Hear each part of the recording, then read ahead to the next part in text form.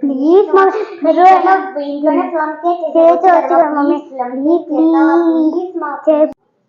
ఇంకా వాళ్ళు అడిగినారంటే ఖచ్చితంగా అది చేయాల్సిందే. ప్లమ్ కేక్ కావాలని అడుగుతున్నారు. ఓకే, మనం చేసేద్దాం. ఫస్ట్ ఒక బౌల్లోకి మనము ఆరెంజ్ జ్యూస్ తీసుకుందామండి. ఫ్రెష్ ఆరెంజ్ జ్యూసు మీకు అది అవైలబుల్ లేకపోతే మీరు పల్పీ ఆరెంజ్ అని వస్తుంది కదా, అది ఒక 60 ml దాకా తీసుకున్నాను. మీ దగ్గర ఏవైతే డ్రై ఫ్రూట్స్ అన్నీ ఉంటాయో ట్రూటీ ఫ్రూటీ అన్నీ కలిపి దానిలోకి వేసుకోండి. స్టవ్ మీద పెట్టి బాగా ఇలా బాయిల్ అయ్యేలాగా ఆ 60 ml జ్యూస్లోనే మనము ఉడికించుకోవాలన్నమాట. అది బాగా స్వీట్నెస్ అంతా పట్టుకొని కొద్దిగా చిక్కగా అయ్యి మనకు ఒక క్రీమీ టెక్స్చర్ వచ్చేలాగా రెడీ అవుతుందన్నమాట. అప్పటిదాకా దాన్ని బాగా ఉడికిచ్చేసి తీసి పక్కన పెట్టేసుకోండి. నెక్స్ట్ ఒక గిన్నె తీసుకొని స్టవ్ మీద పెట్టి దానిలోకి ఒక 60 ml కప్లోనే అదే కప్ మెజర్మెంట్తో ఒక కప్పు జాగరి అంటే బెల్లం తీసుకున్నాను. బెల్లం పొడిని బాగా ఇట్లా పాకంలోకి వేసుకుని 60 ml ఆయిల్ కూడా దానిలోకి వేసి బాగా మిక్స్ చేసుకున్నాను అనమాట. నెక్స్ట్ 60 ml పెరుగు కూడా నేను యాడ్ చేసుకున్నాను అనమాట.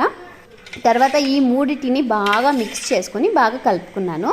సేమ్ 60 ml కప్లోనే ఒక 1 కప్ అంటే 60 ml కప్లోనే 1 కప్పు ఆశీర్వాద్ ఆటా తీసుకున్నానండి. ఇక్కడ నేను నో మైదా అని చెప్పాను, నో షుగర్ అని చెప్పాను.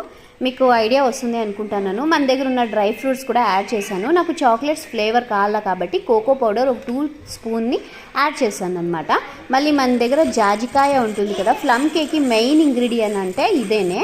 జాజికాయ తురుముని జస్ట్ అలా 2 సార్లు అలా చేసాను. మళ్ళీ చెక్క పౌడర్ వస్తుంది కదా, పించ్ ఆఫ్ చెక్క పౌడర్ని యాడ్ చేసా. Next 1 spoon of baking soda, 1/4 teaspoon మామూలు ఈ వంట సోడాని యాడ్ చేసుకున్నాను. చిటికెడు సాల్ట్ కూడా వేసి బాగా ఈ మిక్చర్ని రెడీ చేసేసుకున్నాను అనమాట. తర్వాత నా దగ్గర ఒక చిన్న టిన్ అయితే ఉండింది, దానికి ఆయిల్ అప్లై చేసేసుకొని ఇలా బటర్ షీట్ కానీ లేకపోతే వైట్ షీట్ కానీ పెట్టేసుకొని మన మౌల్డ్లోకి ఇలా ఇది ఫిక్స్ చేసేసాం అనుకోండి. మళ్ళీ మన దగ్గర ఉన్న డ్రై ఫ్రూట్స్ ఏవైతే ఉన్నాయో అది డెకరేషన్ పైన అంతా మనం స్ప్రెడ్ చేసేసుకున్నాం అనుకోండి. ఇంతకుముందు మనం కొద్దిగా మిగిలించుకున్నాం కదా ఫ్రూటీ అవన్నీ కూడా యాడ్ చేసేసుకొని ఒక గిన్నె స్టవ్ మీద కొద్దిగా వెడల్పుగా ఉండే గిన్నెని స్టవ్ మీద పెట్టుకున్నాను. తర్వాత దానిలోకి సాల్ట్ అయితే వేసేసుకున్నాను. ఒక స్టాండ్ అయితే పెట్టుకుని ఒక 5 minutes వేడైన తర్వాత మనం రెడీ చేసి పెట్టుకున్న ఈ టిన్ బౌల్ని ఇక్కడ పెట్టేసేసి దీన్ని అయితే ఒక 45 minutes ఉడికించుకోవాల్సి వస్తుంది. ఫైనల్లీ మన కేక్ అయితే చాలా బాగా వచ్చింది. ఇప్పుడు ఇది కొద్దిగా వేడిగా ఉంది, ఇది చల్లారకి వదిలేద్దాము. చల్లారిన తర్వాత మనం దీన్ని నీట్గా ఒక ప్లేట్లోకి సపరేట్ చేసేద్దాం.